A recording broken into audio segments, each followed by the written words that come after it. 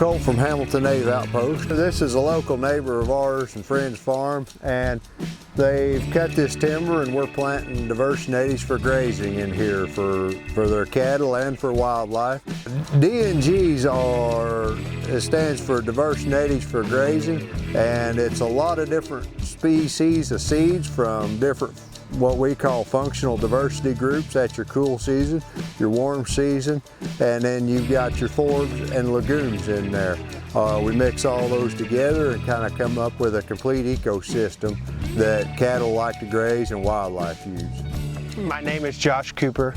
I am part owner, co-owner in Brown Hill Cattle Company. We mainly run a cow-calf operation. We've been neighbors and friends with the owners of H&O for many years, so we've always kind of been watching what they had going.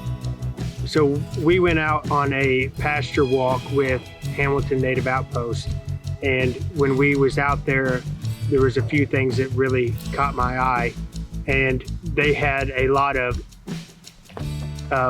moderate to light wooded areas that was growing forbs and grasses and stuff even right up against trees.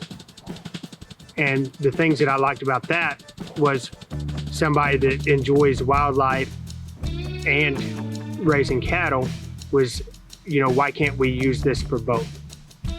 And if we could, supply wildlife with the stuff that's more suitable for them, but yet still be able to have it in production for our cow-calf operation, it's kind of a win-win for us.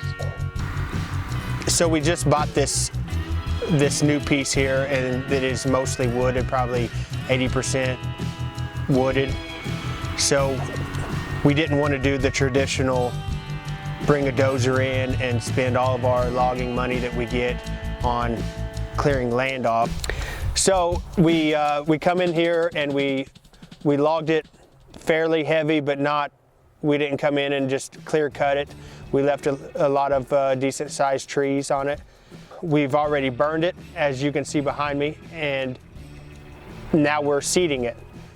We're going to seed this with an aerial drone seeder today. They've logged it pretty hard and opened it up, get sunlight into the ground, got a little money from their timber, and now they're wanting to plant it to diverse natives for grazing. So we're going to fly this on aerially, because you could do it by hand with a bucket or a bag, but you can't get a tractor, even a four-wheeler can't get around in here. So we can do this from up over the top of the trees where there won't be obstacles in our way, and just let it fall down like rain. Anywhere you can fly a drone, we can see.